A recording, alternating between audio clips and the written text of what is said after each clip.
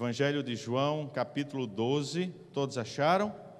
Agora, em reverência à palavra do Senhor, você vai se levantar aí da sua cadeira, com força e alegria, para nós lermos a palavra poderosa do nosso Senhor Jesus Cristo. Evangelho de João, capítulo 12, a partir do versículo 1. Amém? Diz assim a palavra do Senhor. 6 dias antes da Páscoa, foi Jesus para Betânia, onde estava Lázaro, a quem ele ressuscitara dentre os mortos. Deram-lhe, pois, ali uma ceia, e Marta servia, sendo Lázaro um dos que estavam com ele à mesa.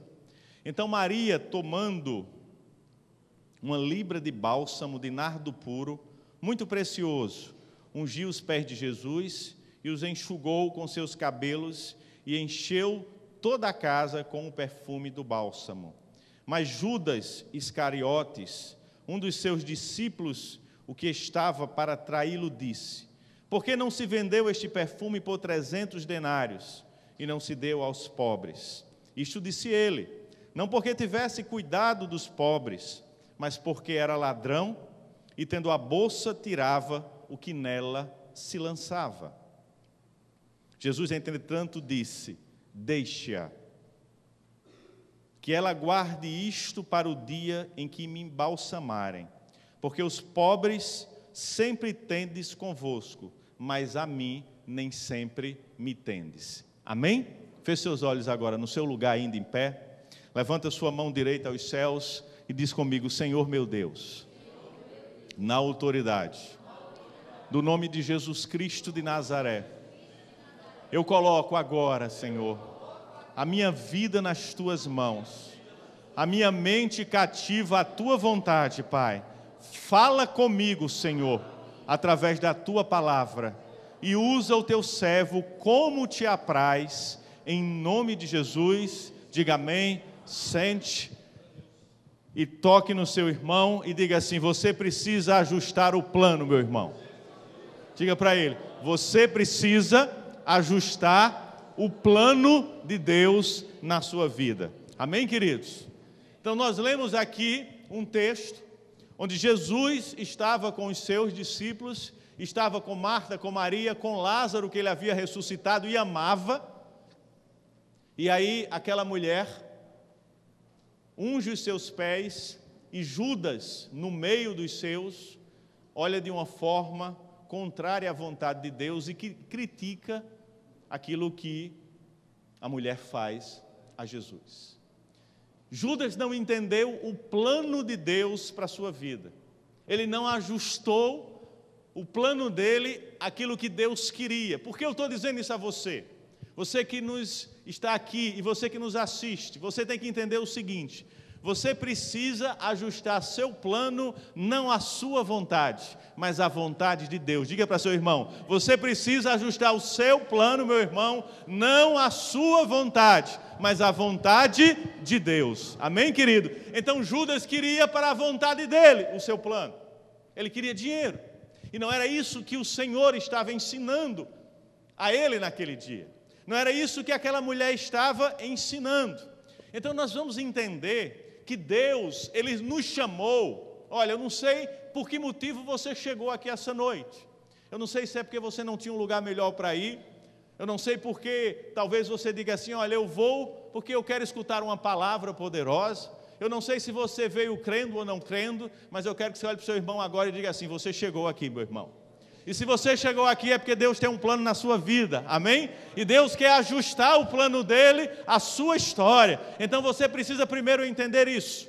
O plano de Deus tem que ser você ajustar o plano de Deus na sua história. Você sabe por que muitos às vezes batem cabeça? Porque nós queremos ajustar o nosso plano à história de Deus. Mas não é assim que funciona, amém? Funciona como o Senhor assim determinou. E nós achamos que às vezes vir para a igreja apenas, carregar a Bíblia debaixo do braço, ou ter uma atitude, não é, de um religioso, vai nos trazer bênçãos sem medidas. Eu quero dizer a você essa noite que a religiosidade é a promotora da miséria sobre a vida de muitos.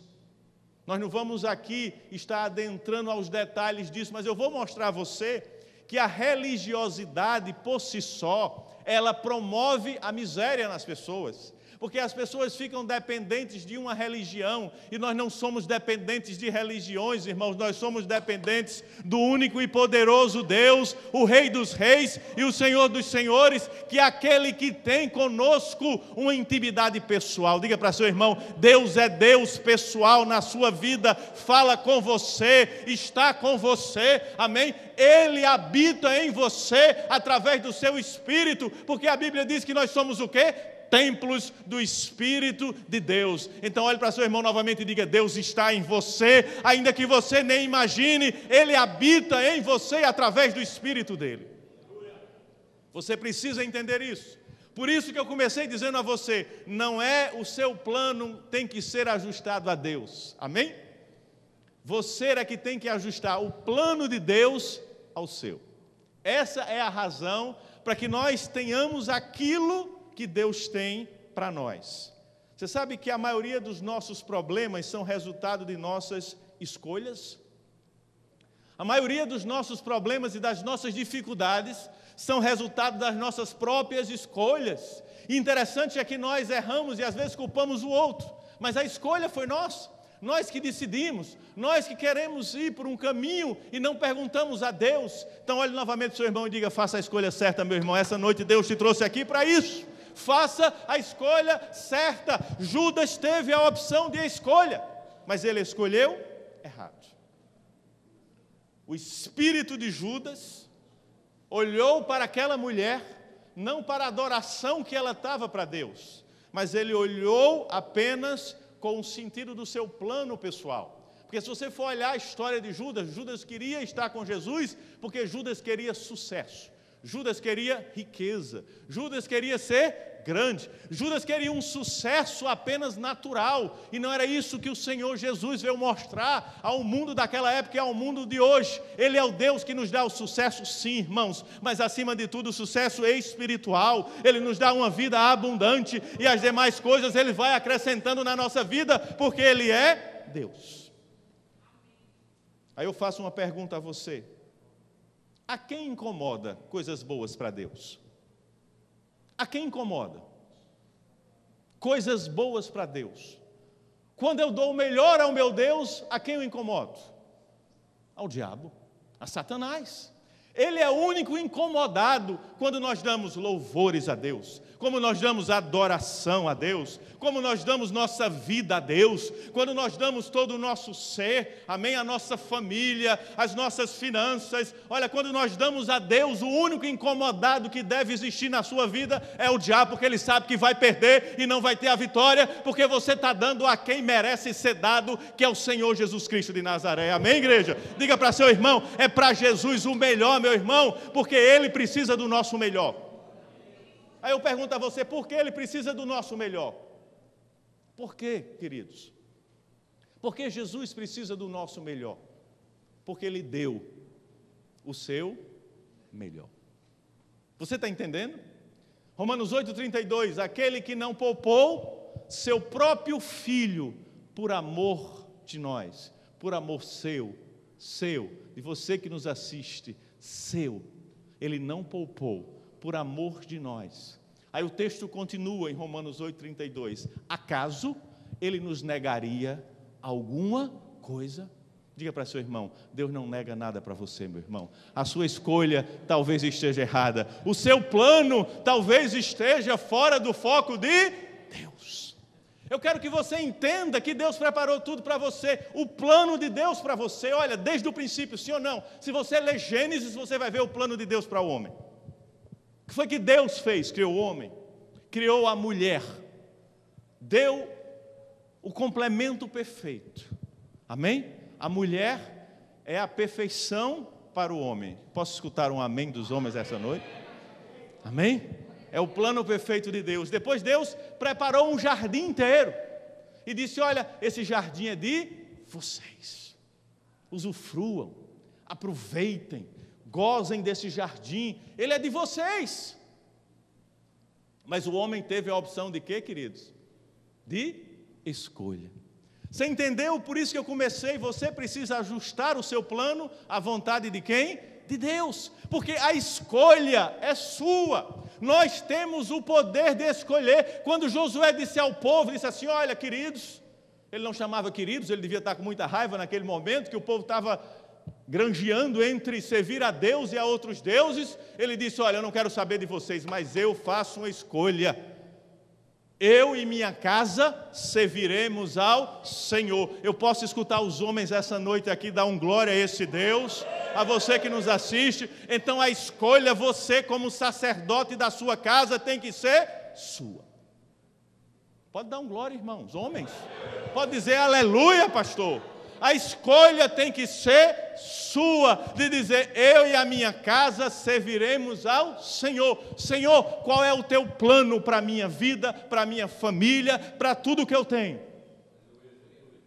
Aí às vezes a gente está assim, olha, bate lá, volta. Sabe aqueles carrinhos de bate-bate que tem nas festas, né? O carrinho bate e volta, até que a energia acaba, aquilo é tão rápido que quando você vê, acabou e você já saiu do brinquedo. Assim muitas vezes nós estamos diante do Senhor e daquilo que o Senhor tem para nós. Nós batemos por quê? E voltamos. Batemos e voltamos. Batemos e voltamos. Porque nós não entendemos o plano de Deus para nós. Nós não entendemos aquilo. Porque Judas fez isso. Ele não entendeu o plano de Deus, do próprio Deus que enviou seu filho para ele. Por quê, pastor? Porque o fim dele foi trágico. E quando nós não entendemos o plano de Deus para nós, o nosso fim é trágico. Mas existe uma solução. Diga para seu irmão: existe uma solução, meu irmão. E Jesus te trouxe essa noite aqui para isso. Você precisa entender isso. Lembre-se que vocês são, quanto melhor são as vossas escolhas, serão a sua vida. Quanto melhor você escolher, mais vida você terá. Você entendeu? Lembre dos grandes homens de Deus na palavra. Quando eu digo homens, eu estou falando mulheres também, porque não tiveram só homens, grandes mulheres de Deus na palavra. Elas tiveram muita vida, porque elas escolheram bem. Você entendeu? Elas tiveram boas escolhas. Ao mesmo tempo que você vai ver homens e mulheres na Bíblia que eram para ser grandes, mas tiveram o quê? Escolhas erradas, e aí pagaram grandes preços pelas suas escolhas. Porque, meu irmão, não tem mais o que inventar, já está aqui, olha. Levanta a tua palavra e diz: isso é a verdade de Deus para a sua vida e deve ser a sua escolha. Dê glória aí ao Senhor e diga: aleluia, Senhor, a minha escolha é a tua palavra, Pai. É assim que você deve ser.